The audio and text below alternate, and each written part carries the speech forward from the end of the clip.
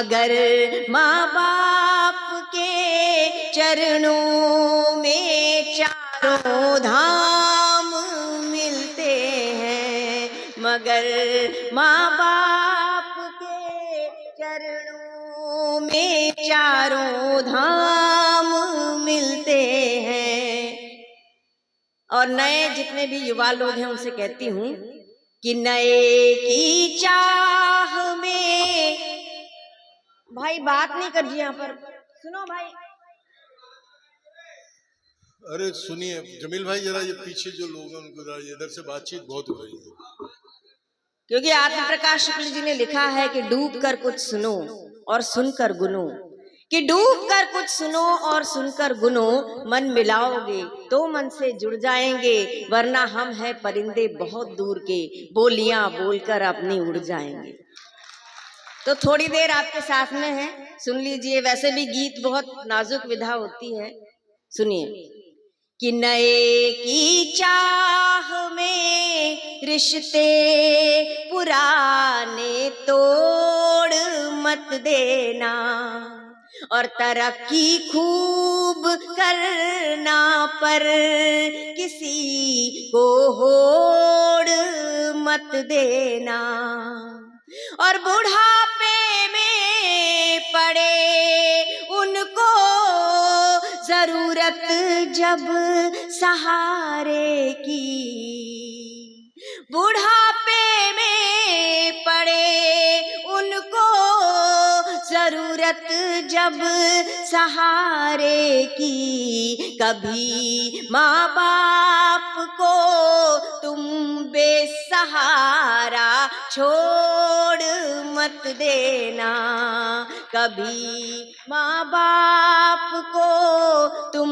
बेसहारा छोड़ मत देना।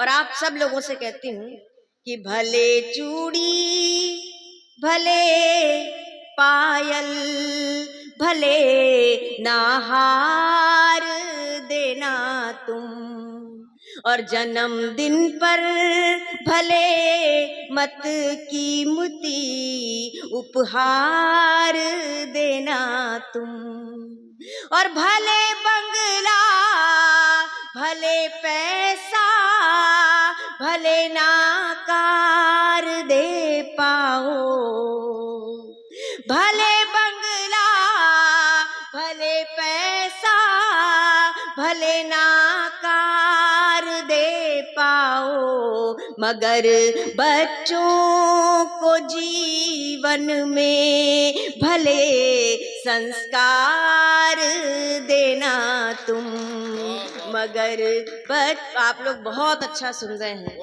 जैसे कि आज से 10 साल पहले सुनते थे वैसे ही या उससे भी कुछ अच्छा सुन रहे हैं। मैं बहुत सालों बाद आई हूँ, लेकिन जैसा मैं आपको छोड़कर गई थी बिल्कुल वैसे ही श्रोता हैं। भले दुनिया भर के कवि सम्मेलन के श्रोता बदल गए हों, लेकिन आप आज भी वैसे ही हैं, सुनने वाले हैं। तो आपको मैं नमस्कार करती हूँ। ये भी बिल्कुल नहीं बदले।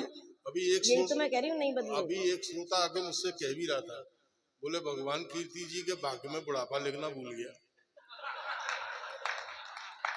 आप भी वैसे ही हैं, ये भी वैसे ही है। 4 पंक्तियां कहती हूँ, सुनिए।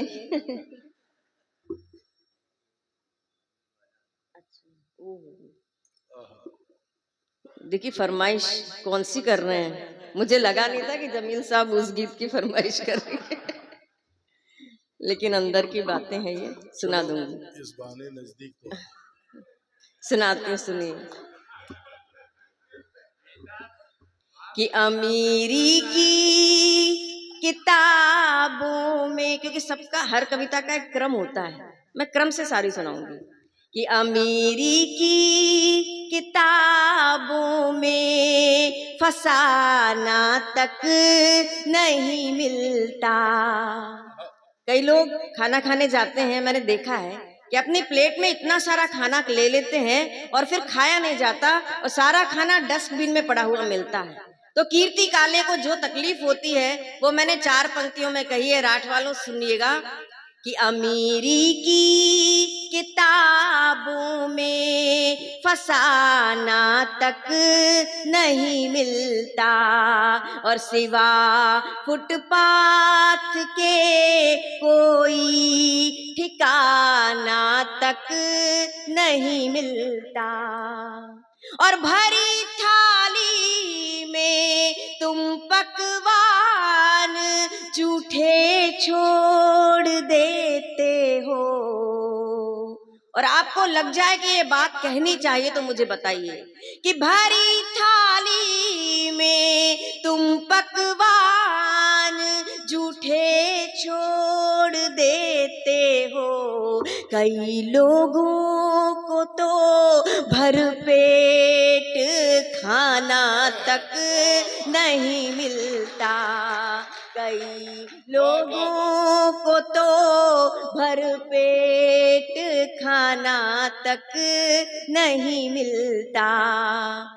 और जिंदगी का जवाब देती हूँ कि जिंदगी का जवाब देती हूँ, इस तरह से हिसाब देती हूँ, जो बिछाते हैं राह में कांटे उनको भी मैं गुलाब देती हूँ। और जाने कैसी पसंद रखती हूँ, 10-11 बार तो लाल किले से मैंने काव्य पाठ किया है।